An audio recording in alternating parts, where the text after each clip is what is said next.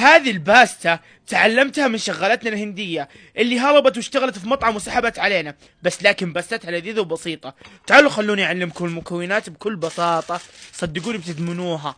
يلا نعلمكم، بس لحظة، ممكن نسيت شيء. واه حلو والله بالعواد.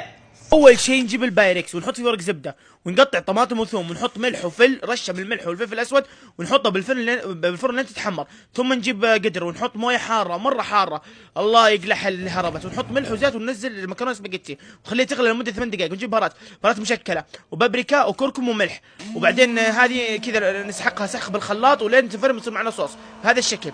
ميكس ميكس ميكس، ولين نجيب الطاوه وننزل الصوص اللي خلطناه، وننزل البهارات اللي قلت لكم عليها، ملح وكركم وبهارات مشكله وبابريكا، وننزل المرقه اللي سلقنا فيها الباستا او السباجيتي، وننزل ملعقه معجون طماطم وملعقه جبن سايل، ومن ثم ننزل الباستا وميكس ميكس ميكس ميكس، وهذه النهايه ألذ باستا.